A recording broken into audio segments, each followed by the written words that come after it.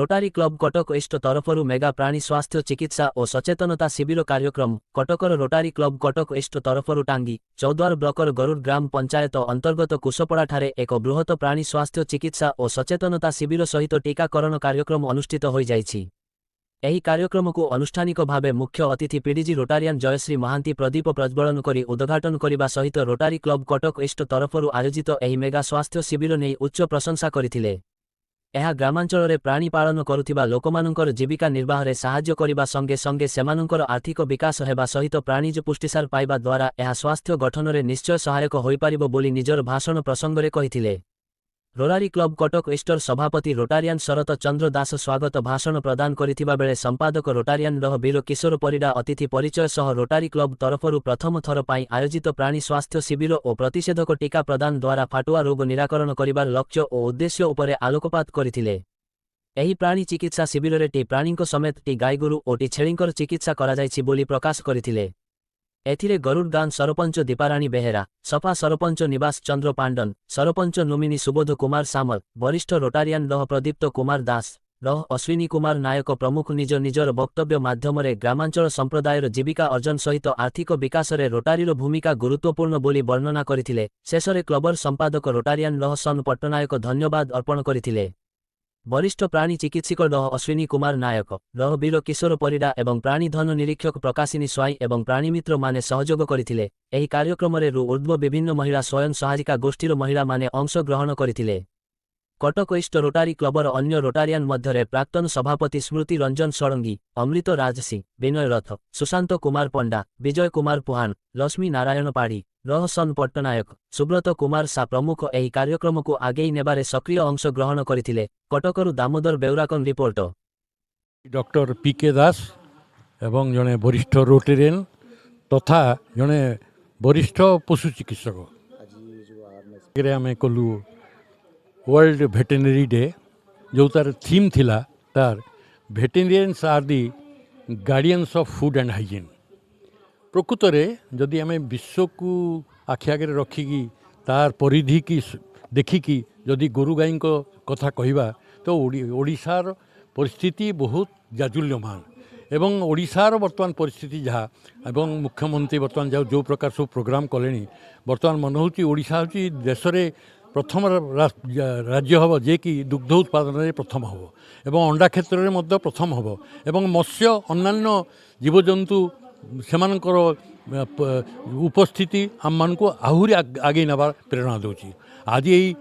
खूब भल दिन आम ये रोटरी क्लब तरफ जो करुचु ये अवेयरनेस कैंप ए बहुत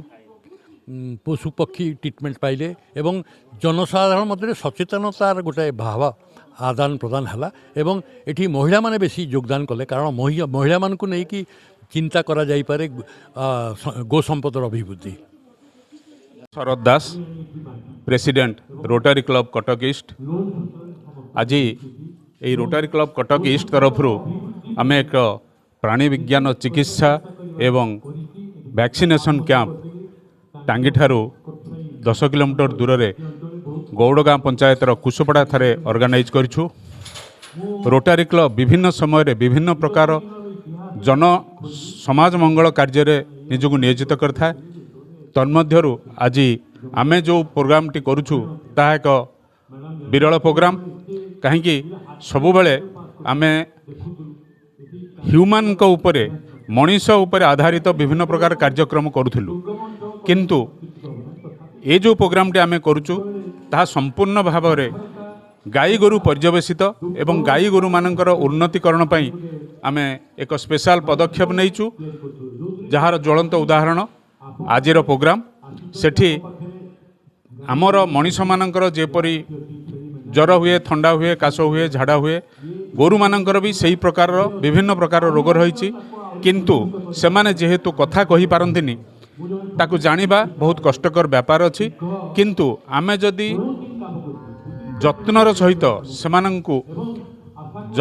सेमानकर जत्न नेबा ताहले निश्चित भाव में समाजर मंगल हेबो एवं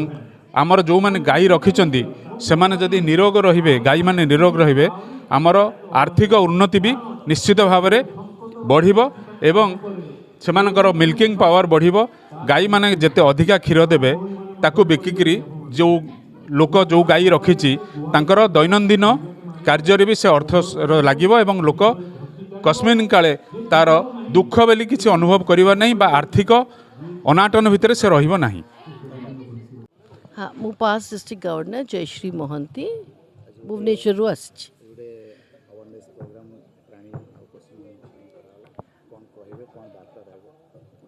देखो तो समस्ते सोसाइटी पर भाविया चाहते rotary club of Cuttack east गोटे यूनिक एंडेवर करी से animal health and awareness camp करी आमर सब एबे सब स्कीम्स रिलीज होची एनिमल मानक पाई ताको कौन केमती एनिमल नहीं पारिबे केमती रखिबे केमती लाइफ फुड रो ताको लाइवलीहुड रो माध्यम बनैबे सेटा आज आपण देखु खूब सुंदर भाव में आमर एठी डॉक्टर्स माने थिले कहिले ताकू छाड़ी कि से माने एठी मध्य वैक्सीनेशन कैंप कले आमर 200 रु ऊर्ध्व गाई मानक चिकित्सा कले एवं गोट माने माने छेली मानक मध्य एठी देखिले आपण देखछथि बहु संख्या करे एठी सेल्फ हेल्प ग्रुप रो महिला माने समस्त एठी प्रेजेंट थिले तांकर भी सब हाउस होल्ड रु एठी जो 200 टा हाउस होल्ड अछि से माने तांकर सब पशु मानक एठी आनिकरी भल कि हेल्थ चेकअप करेले सेटा बहुत इंपोर्टेंट बिकॉज आपण जानि छथि एथि जो वैक्सीनेशन ता दिया गला एखाडे से रोग मुक्त तो हेबे ही तांको पशु माने आउ से मानक लाइवलीहुड साधनटा आउरी स्ट्रांग हो तेणु यही कामटा जो rotary club of Cuttack east कला जहाँ को लीड करुले प्रेसिडेंट शरत एंड सीरो एमाने बहुत सुंदर भाव में सेटा को परिपूर्ण ये कले मु देखिली अब rotary club of Cuttack east रो जो मेंबर माने अच्छा से आज नुहे केते वर्ष होला यही पर्टिकुलर एस्पेक्ट रे animal health awareness and treatment पाई बहुत लगी प्रतिष्ठा कर आसिक खूब सुंदर भाव में आज कैंपटा को कले आज आम रोटारी क्लब कटक ईस्ट तरफ आमर जो गरुड़ गाँ जो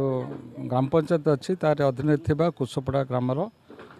जो ग्रामांचल लोक मानक नहीं पशु संपद को नहीं गोटे प्राणी चिकित्सा शिविर तथा सचेतन शिविर आयोजन कराइथिला। यही कार्यक्रम में आमर मुख्य अतिथि भाव आमर past governor district governor PDG आमर जयश्री महांती मैडम ये आसी आनुष्ठानिक भाव उद्घाटन कर गोपूजन कर चाषी भाई तथा गोपालक तथा ग्रामवासी मानक बहुत संदेश देइचंती ग्रामांचल आर्थिक विकास सहित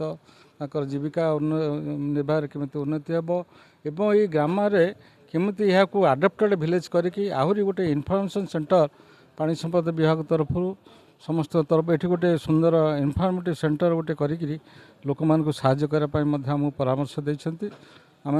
निश्चित से कार्यक्रम को एठा रखिबु बोली आशा करूछु एवं बड़ बड़ प्रोजेक्ट आनिक गाँव में करने परामर्श देइछंती जोटा कि ग्लोबल ग्रांट अन्य सब रही